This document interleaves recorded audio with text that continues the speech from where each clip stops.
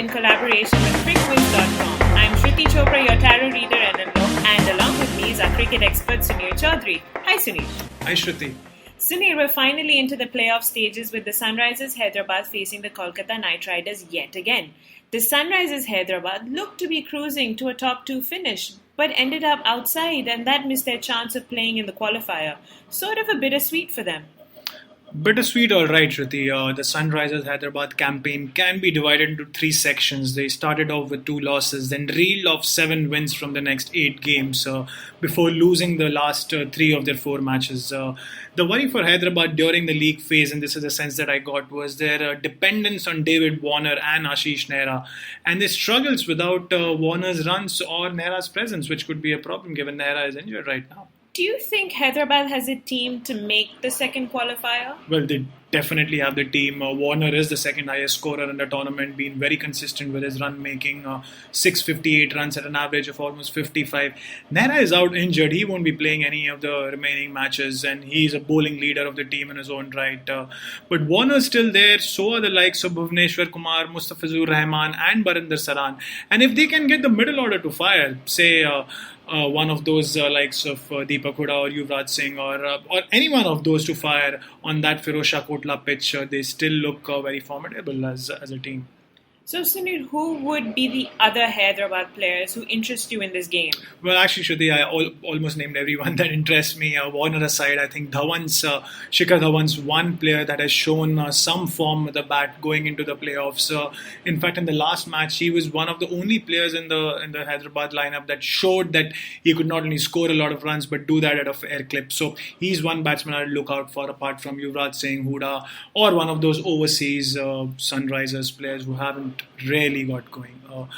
Like I mentioned, Shruti, the Sunrisers have gone through 2 defeats and the last one against the Knight Riders themselves. What do the cards say about some of about the match against the Kolkata Knight Riders this time?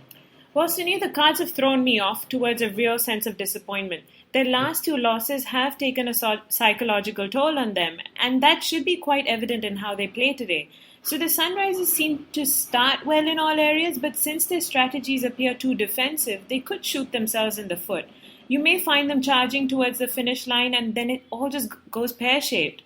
A decent showing with the bat does appear likely, but they will need to step up in those middle overs. Their bowling will vary from going to extreme aggression to gifting away runs, so it's not a solid performance, but certainly a competitive one. What about the Kolkata Knight Riders, who finished 4th on the table but really joined 2nd in terms of points with 16? What do you make of their showing in the league stage? Shruti, under Gautam Gambhir, the Kolkata Knight Riders have usually formulated their strategies around a spin-friendly Eden Gardens track and thereby making it a fortress of their own.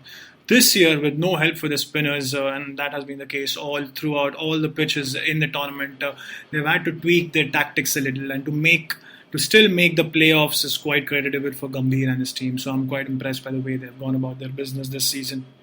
So it's not like the Knight Riders have individuals dominating the batting or the bowling charts, but they've still done well. Well, they've done well, and that's what I was saying earlier. They've been very impressive, and Gautam Gambhir has been getting a lot of runs. So Yusuf Pathan, in fact, has been a standout, strangely showing the consistency that he has never done over an entire IPL season. Manish Pandey, Andre Russell, and Robin Uthappa have all chipped in with the runs. And it's something similar with the ball as well, given how much Kolkata have chopped and changed to play the horses for courses tactic. No standout players for me, and that has given me an impression that Kolkata is a team whose whole seems to be better than the sum of its parts, and that's how they have made it through to the playoffs, Shruti. What's your call on the Kolkata Knight Riders for this game?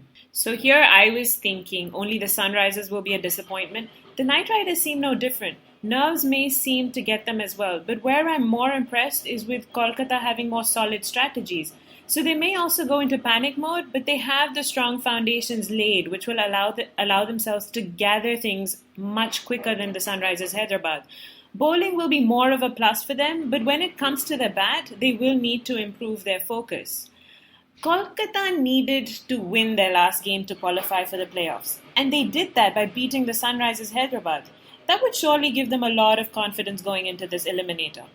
That's right. And it's not only the victory that will give them the confidence you're talking about, Shruti, but also the manner of that win. In a tournament where teams have blindly opted to field first after winning the toss, given how teams chasing have been so successful, the Knight Riders beat the Sunrisers batting first. So that's a huge plus.